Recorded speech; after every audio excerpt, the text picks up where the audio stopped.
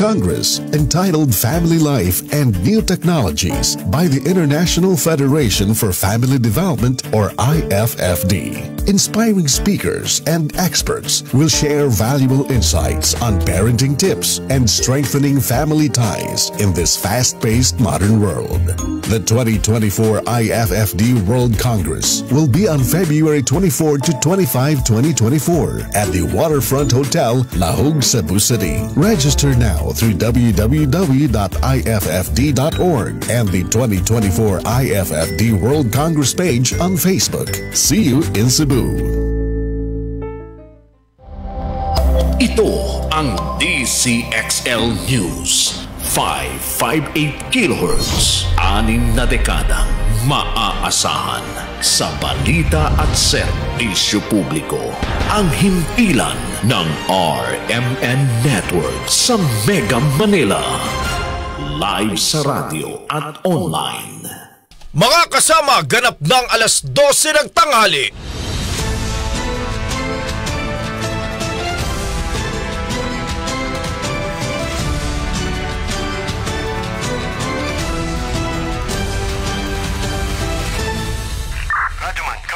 Live pong napapakinggan Radyoman, sa live Luzon, dito. Visayas, Mindanao. Narito na ang mahahalagang kaganapan sa loob at labas ng bansa. Unang-una mong narinig Sabayan na po tayong napapakinggan sa 65 RMN stations nationwide. Nandito tayo ngayon sa Ilagang Signal TV Channel 309 Aris Gapon kita diri. at sa WRMN New York, USA.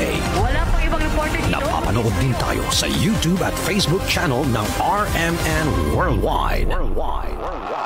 Mula po sa RMN Broadcast Studios, Atlanta Center, Manila. Narito ang inyong kasamang tagapagbalita. RMN Network News. Magandang tanghali mga kasama, 18 po ng Enero, araw po ngayon ng Huwebes, taong 2024. Kasama niyo na po Radyoman Drew San Fernando. At ako naman si Radyo Manel Maracol. At narito na po ang ulo ng mga maiinit na balita. Mahigit 200,000 individual apektado ng shear line sa Davao Region. Batang lalaki nawawala matapos anurin ng tubig baha sa isang ilog sa Davao del Norte. RMN Network News. Samantala naman, presyo ng gatas at dilata nakamba na ring tumaas. Mga sakit na pwedeng makuha dahil sa pagpapaturok ng IV glutathione sa hindi accredited na klinik, ibinabala ng Department of Health. Samantala naman, school opening ngayong darating na school year 2024-2025 mapapaaga daw sa Hulyo. Pagbabalik naman sa June to March ng school calendar, sunod na taon na raw ayon sa grupo ng mga teachers. Para sa police report, magtsuhin na bumisita sa lamay ng kaibigan, patay matapos pagbabarilin sa San Antonio, Quezon. Samantala sa international news naman, si Pope Francis nagbabala na nagpapahina raw ng sexual pleasure ang pornografiya. Samantala, Ecuador naman prosecutor doon na nag-imbestiga sa pag-atake sa isang TV channel, pinatay. Para naman sa entertainment news, Hollywood star Arnold Schwarzenegger pinigil at ikinulong sa Munich Customs sa Germany dahil sa mamahaling relo. At para sa detalye ng mga maiinit na balita, RMN Weather Report. patuloy na nakakaapekto sa shear line at northeast monsoon sa bansa. Partikular na apektado ng shear line ang eastern section ng Mindanao, kaya asahan na ang mga pag-ulan sa malaking bahagi ng Mindanao na posibleng magdulot ng pagbaha o pagguho ng lupa. Nakakaapekto naman ang northeast monsoon sa Luzon at Visayas. Kognay pa rin ang balitang yan mga kasama, may gitna 200,000 mga individual apektado ngayon itong weather system na tinatawag na shear line dyan sa Davao Region. May buong detalye si Radyo Manager Ronquillo. RMN Live Report. Sumampa na nga sa 44,888 na pamilya o katumbas sa mahigit sa 187,000 na mga individual ang apektado ng sama ng panahon bunsod ng shear line sa Davao Region. Sa ulat ng National Disaster Risk Reduction and Management Council, ang apektadong individual ay mula sa 109 na barangay sa Davao de Oro, Davao del Norte, Davao Occidental at Davao Oriental. Sa nasabing bilang, mahigit 6,000 katao ang nasa evacuation centers habang mahigit 2,000 individual ay pinili muna makituloy sa kanilang kamag-anak o piniling manatili sa kanilang mga tahanan. Sa ngayon ay natiling baha sa 34 na mga lugar sa Davao de Oro at Davao del Norte. Nasa halos 3 milyong pisong tulong naman ang naipamahagi na ng pamahalaan sa mga apektado individual sa Davao de Oro, Davao Oriental at Davao del Norte. Kasama mo sa DZXL Armen Manila, Radyoman Angel Ranquillo, Tatak Arimen. RMN Network News. Sa kaugnay pa ring balita, mga kasama, batang lalaki nawawala matapos anurin ng tubig baha sa isang ilog sa Davao del Norte. Kasama mo mula sa Armen Davao, Radyoman Kirby Manzon. RMN Live Report. Inalerto na ng Coast Guard Davao del Norte ang mga lokalidad at ang publiko na tumulong at i-report kung may impormasyon sa isang batang lalaki na na-report na missing matapos na naligo sa Tuganay Riverbank sa Barangay Tuganay, Carmen sa Davao del Norte. Ang batang nawawala ay nakilalang si Cyrus Galabi na 14 years old, residente sa Purok 8, Barangay Tuganay, Carmen, Davao del Norte, na may black hair, fair complexion, 5'2" ang height at nakasuot lang ng pangbaba. Ang bata ay huling nakita na naligo sa nasabing ilog alas 9 ng umaga kahapon. Inabisuhan naman ang lahat ng mga vessels or watercrafts at mga mangingisda sa vicinity waters ng Carmen at Banabo sa Davao del Norte, maging ang makarating na lugar tungkol sa nasabing insidente. Sa ngayon ay nakakaranas ng malawakang pagbaha ang Davao del Norte at iilang lugar sa Davao Region dahil sa walang tigil na pag-ulan epekto ng Shoreline Weather System. Kasama mo sa RMN DXDC Davao, Radyoman Kirby Manzon, Tatak Arimen. RMN Network News. Samantala mga kasama, sa ibang balita naman, nagbabadya na rin tumaas ang presyuhan ng gatas at mga dilata sa merkado. Ayon kay Department of Trade and Industry Assistant Secretary Amanda Nograles, bagamat may nakabinbin na price adjustment notices sa mga naturang produkto, ay hindi pa ito ipinatutupad. Paliwanag pa ni ASEC Nograles, kasalukuyan kasi sila nakikipag-usap sa mga manufacturers kung makatarungan ba ang pagataas sa gatas at mga dilata. Dagdag pa ni Nograles, nasa proseso pa lamang sila ng computations kung magkano ang dapat itaas sa presyo ng dilata at gatas kung pagbibigyan ba ang hirit na dagdag presyo. Ikinukonsidera rin ng DTI ang presyo ng packaging materials, yung tin can, ito po yung mga dilata, at presyo ng tambahan sa merkado. Sa patuloy pa mga balita, mga kasama, posible namang masundan pa ang pagtaas ng presyo ng ilang bilihin kasunod ng pag-aproba ng Department of Trade and Industry o DTI na pagtaas ng presyo sa ilang bilihin. Sa panayam ng Armen Manila kay DTI Assistant Secretary for Consumers Protection Group, Attorney Amanda Nograles, noon pa kasing nakaraang taon ay nakatanggap na sila ng 63 na notices of price adjustment mula sa 18 manufacturers. Pero patuloy pa rin ang kanilang pakikipag-usap sa mga manufacturers kaugnay ng hirit na taasan ng ilan nilang produkto. Sa ngayon, mula sa 63 notices of price adjustment ay bumaba na ito sa 54. Tiniyak naman ni Nograles na hindi sabay-sabay ang pagpapatupad nila ng taas presyo sa mga bilihin. Nakikipag-usap pa rin tayo regarding the pending price adjustment nila. So ngayon, ang natitira na lang 54 yung kailangan nating galawan at i-release. Kasalukuyan po, nakikipag-usap pa kami. So ang promise po natin sa DTI, si Secretary Pascual, para po sa ating mga consumers, hindi po isasabay-sabayan. So in batches lang po. Tapos po, pag na-release na natin lahat, ipapublish natin sa dyaryo yung updated na SRP bulletin. Kung maalala, kahapon lamang nang aprubahan ng DTI ang price adjustment sa 9 na bilihin kabilang na ang 3 brand ng kape at 6 na brand ng asin. Samantala, dahil sa pagtaas ng presyo ng ilang bilihin, ay nagbigay naman ang opisyal ng tips para sa mga mamimili. Marami po yung mga cheaper alternatives. Kung titingnan natin, suyuri natin yung SRP bulletin, no? 71% ang hindi nagbago ng presyo. Meron pa po tayong additional na 256 na mga basic necessities and prime commodities na hindi nakalista sa ating SRP bulletin. So, palawakin natin yung pagtingin natin sa mga lahat ng produkto sa supermarkets and grocery stores. Kapiranggot lang itong mga humihingi sa atin ng notice of price adjustment. At ito ay bahagya lang, average of 6% lang po talaga yung tinitingnan natin na price adjustment. Kasi kung tutusin nung nakaraang taon, mahigit 10% yung average na price increase nila, napakataas. Yan po ang tinig ni DTI Assistant Secretary for Consumers Protection Group, Attorney Amanda Nograles sa eksklusibong panayam ng RMN Manila. RMN Network News. Samantala, makikumusta naman tayo sa presyo ng asin sa ilang pamilihan matapos aprubahan nga ng DTI ang taas presyo.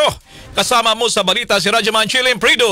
RMN Live Report. Nananatiling matatag ang presyo ng asin sa ilang pamilihan sa Metro Manila, partikular na dito sa Pasay Public Market. Ito ay sa kabila ng pag-aproba ng Department of Trade and Industry sa 4% na taas presyo sa piling brand ng asin. Sa katunayan, hindi gumalaw ang presyo nito magmula pa noong nakaraang taon. Sa panayam ng RMN Manila sa Radyo Yolanda Ansioco, tendera ng asin nananatili sa 20 pesos ang kada kilo ng iodized salt at rock salt. Anya, hindi rin naman daw nagbago ang presyo nito sa kanilang kinukuhanan sa Divisoria. Dahil dito, walang aasahan na pagtaas sa presyo ng asin ng mga mamimili hanggang sa katapusan ng Enero. Gate pa ng ilang tendera, wala umumang binabanggit na may kakulangan sa supply nito pero pinagtataka nila bakit kailangan pang mag-angkat ng asin sa ibang bansa kung napapaligiran naman tayo ng karagatan. Matatandaan noong 2022, inilapit na sa DTI ang taas presyo ng asin, ngunit dumaan pa ito sa mahabang proseso bago maaprubahan. Hindi pa gagalaw ngayong buwan ng Enero ang presyo nito pero di pa masasabi sa mga susunod na buwan. Samantala, asahan naman ang domino effect na mangyayari dahil kung tataas ang mga raw materials ay tataas din ang presyo ng mga produkto na ginagamitan ng sangkap na asin.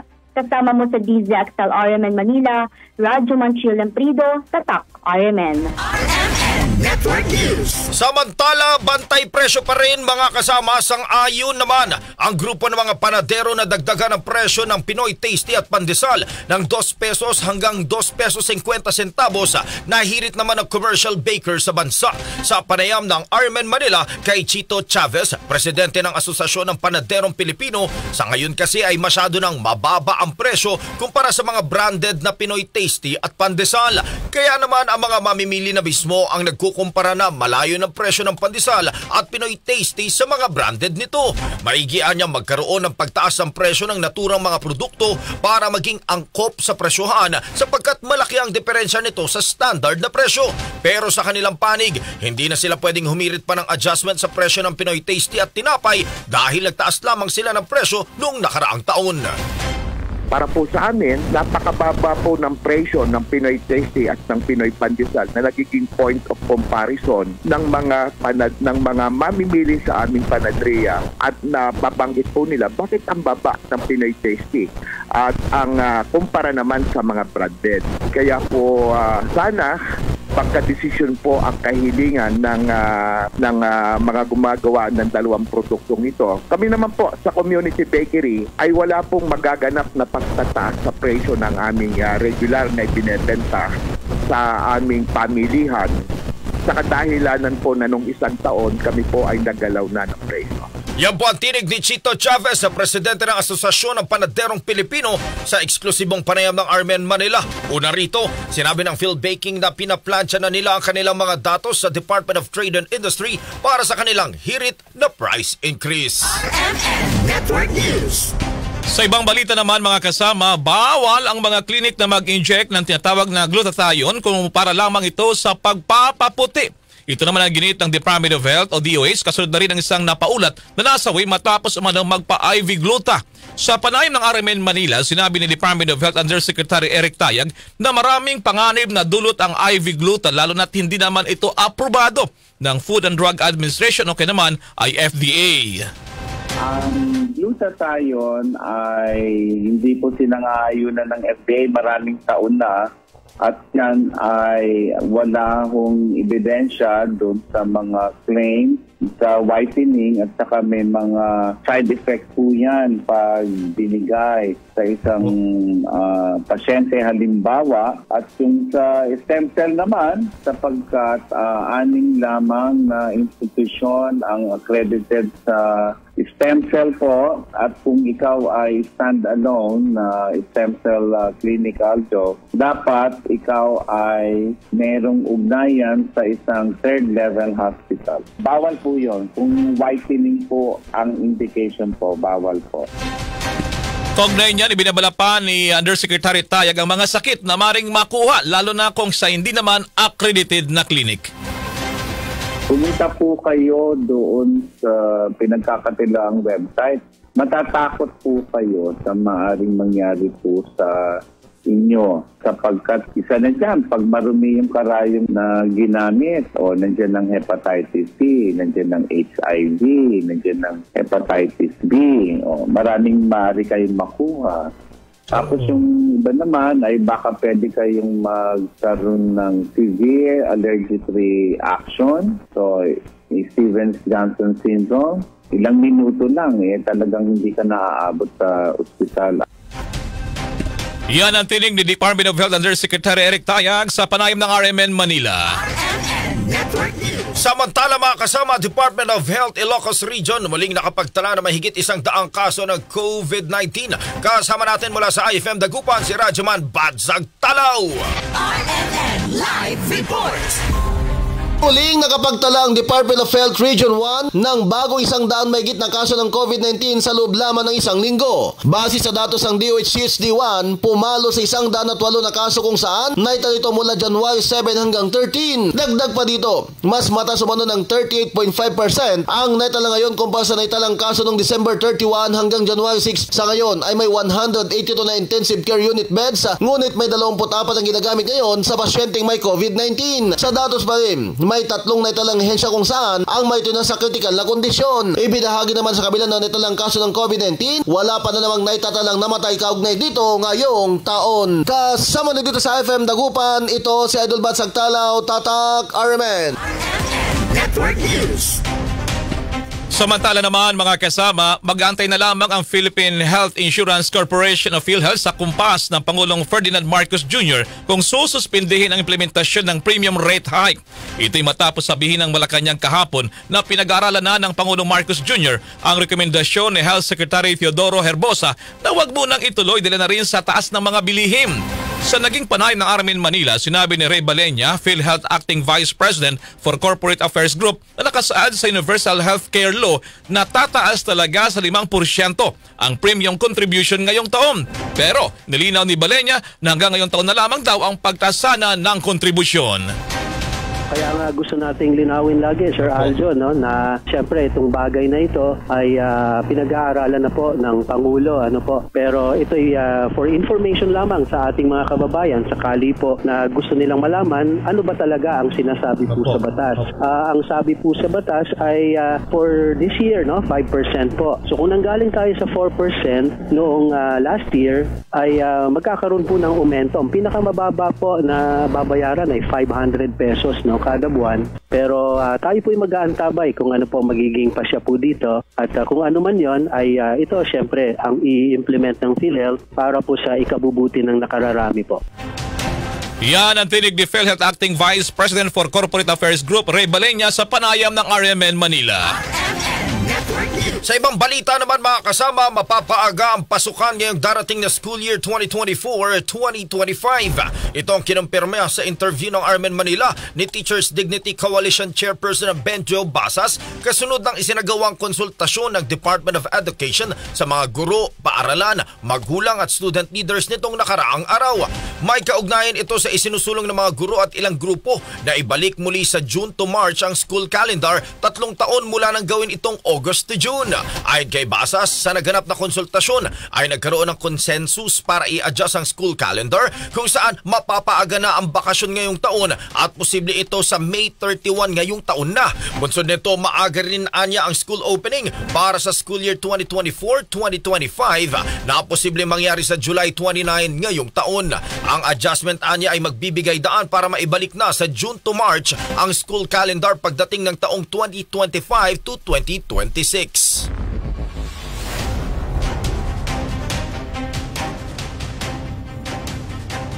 Lumabas sa consensus po natin ay tatapusin po natin yung school year na ito, current school year ng May 31. At yung susunod na school year ay magsisimula ng July 29. So this is an amendment to the existing DepEd order po natin ngayon.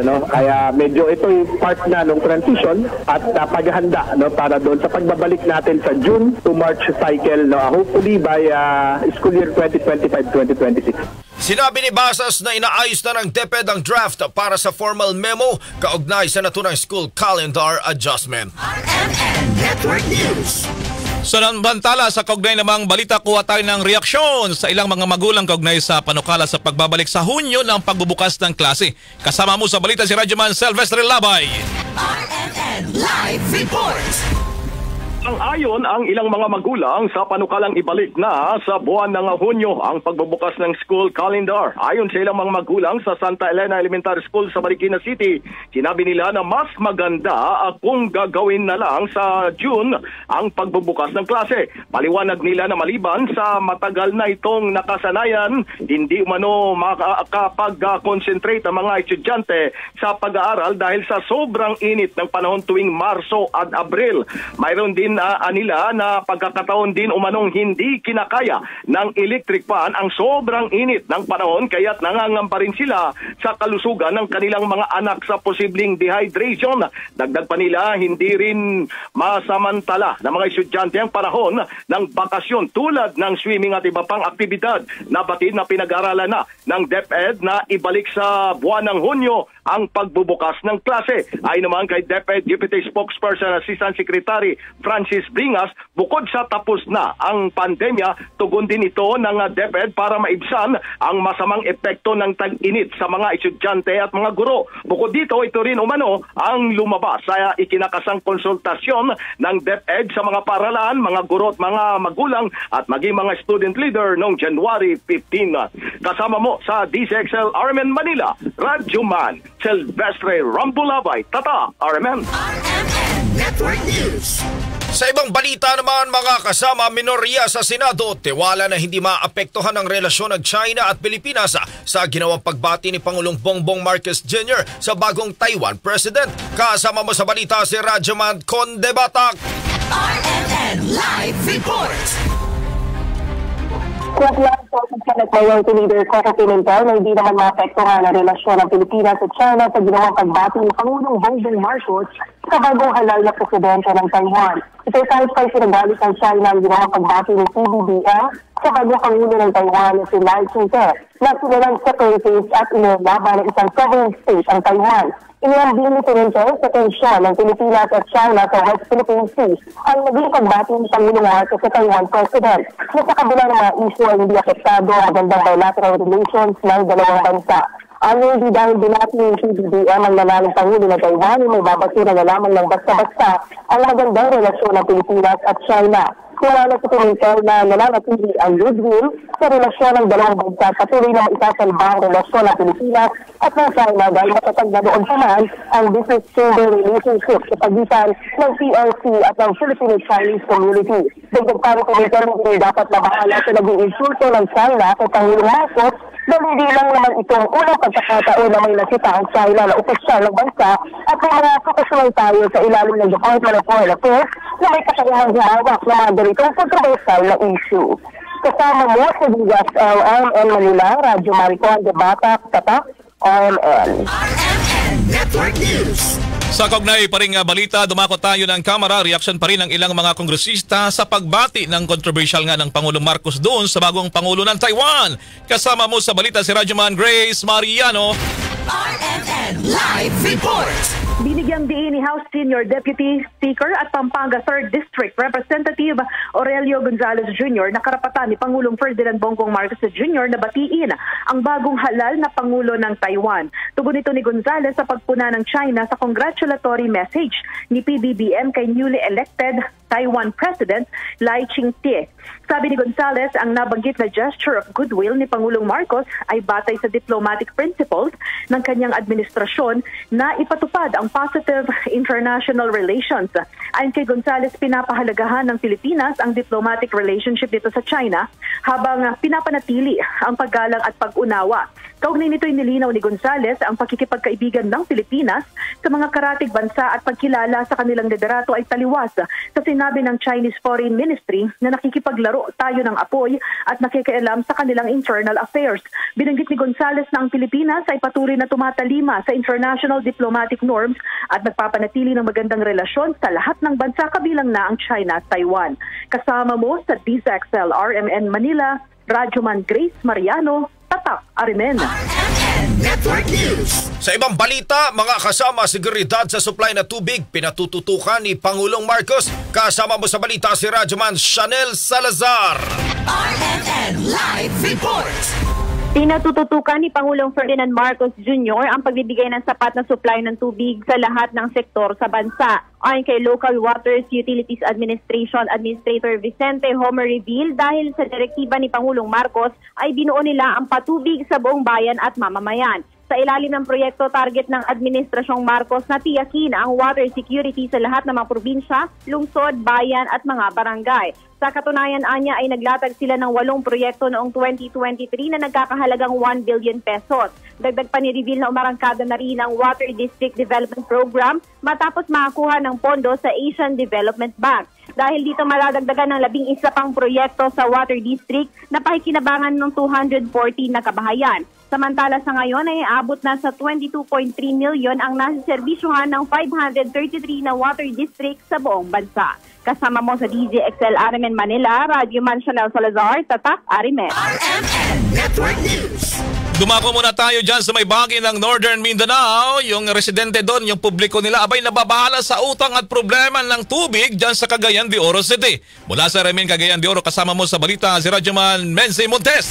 RMN Live Report. Iba't ibang reaksyon ang ipinahayag ng mga tao sa lungsod ng Cagayan de Oro City nang dahil sa utang na problema ng Cagayan de Oro Water District sa Cagayan de Oro Book Water Incorporated. Ayon sa ilang mga residente na nababahala sila sa koneksyon ng tubig araw-araw dahil ito ang kinakailangan ng bawat pamilya ng lungsod. Dagdag pa nito ay kinakailangang iresolba ng COWD at COBI ang kanilang problema sa mabilis na panahon. Suhestyon naman ng ibang residente na bayaran na lang ng COWD ang kanilang utang at i-upgrade ang kanilang serbisyo. Matatandaan na may 400 million pesos na utang ang COWD simula 2021 hanggang 2024 nang dahil sa kanilang pag-increase ng water rate ng lungsod. Ngunit sa panig naman ng COWD, wala silang utang dahil nagbabayad sila on time sa COBI at wala pa silang negosasyon sa pag-increase na dahil na rin sa panahon na yon na sa kasagsagan ng COVID-19. Sa ngayon, humihingi na ng tulong ang COWD sa local government unit ng Cagayan de Oro City alang-alang sa negosasyon at solusyon. Kasama mo sa IFM at DXCC RMN Cagayan de Oro, Radyoman Menzi Montes, Tatak RMN. RMN Network News. Samantala, magtsuhin na bumisita sa lamay ng kaibigan, patay matapos pagbabarilin sa San Antonio, Quezon. Kasama mo sa balita mula sa RMN Quezon, Radyoman Edgardo Maceda. RMN Live Report. 2 biktima na dumalaw sa lamay ng kaibigan, binaril lang hindi lang kilalang gunman sa barangay poblasyon sa San Antonio, Quezon. Kinilala ng San Antonio Municipal Police Station ang magtiyong biktima na sino Juan Dagani Magundayaw at Juan Leo Magundayaw ng barangay Puri, San Antonio, Quezon. Sa inisyal na imbestigasyon ng mga pulis, habang nagiinuman umano ang mga biktima kasama ang iba pa sa lamay ng isang negosyante na binaril at napatay noong nakarang Huwebes, biglang dumating umano ang mga hindi na kilalang suspect at pinaputukan ang dalawa na makailang ulit sa iba't ibang parte ng katawan na ikinasawi ng mga ito. Naisugod umano sa paggamutan ang mga biktima habang tumakas naman ang mga suspect. Patuloy pa rin sa imbestigasyon ang San Antonio PNP sa pangyayari. Kasama mo sa RMN Quezon Province, Radyoman Edgardo Maceda, Tatak RMN. RMN Network News. Samantala naman, balita sa ibayong dagat, hinihikayat daw ni Pope Francis ang mga Katoliko na iwasan ang pornografiya habang binanggit naman niya na ang sexual pleasure ay isa raw gift from God. Ipinayag ng Santo Papa sa kanyang catechesis tungkol sa vice of lust na pinapahina umano ng pornografiya ang sexual pleasure at aniya ang satisfaction without relationship ay maaaring humantong daw sa adiksyon. Dagdag pa niya, kinakailangan umano nating ipaglaban ang pag-ibig, yung pagmamahal ng puso, ng pag-iisip, ng katawan at ang wagas na pagmamahal na maibibigay natin daw sa ating kapwa. Anya, ito raw ang kagandahan ng sexual intercourse. Samantala naman sa ibang balita, pinatay naman ang prosecutor na nag-imbestiga sa nangyaring pag-atake ng umano'y mga terorista sa isang TV studio doon po naman sa bansang Ecuador. Ayon sa local media, binaril ang prosecutor na kinilalang si Cesar Suarez habang nagmamaneho malapit sa kanyang opisina sa port city ng Guayaquil sa Guayas Province. Hindi pa malinaw kung may kaugnayan sa pagkamatay ni ni Suarez sa nangyaring pag-atake sa naturang TV station. Kung maalala, nilusob nitong nakarang linggo ng grupo ng masked men na sinasabing mga terorista ang studio ng TV channel na TC habang naka-live ito at binantan pa ang buhay ng mga staff na tura namang TV station.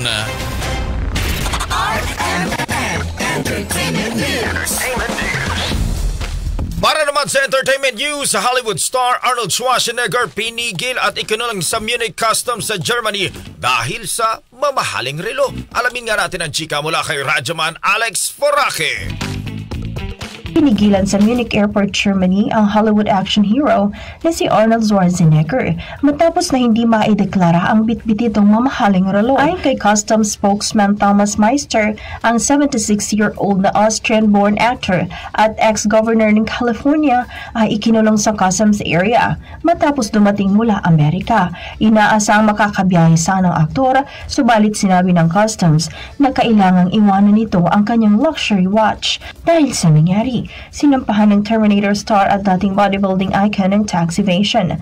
Sinasabing kailangang bayaran ng tax ng relo dahil nakatakda itong ibenta ng aktor sa European Union. Ang nasabing luxury timepiece kasi ay nakatakdang isubasta sa isang fundraising dinner para sa Schwarzenegger's climate initiative sa Pittsburgh. Kadalasang mga items na sinusubasta sa mga katulad na dinners ay kinabibilangan ng work of art at signed memorabilia ayon sa initiative's website. Ang pasadyang timepiece ay ginawa mismo partikular na para kay Schwarzenegger ng luxury Swiss watchmaker na Audemars Piguet. Yan ang ating entertainment news. Alex Foraque, Tatak, RMN. RMN Network News.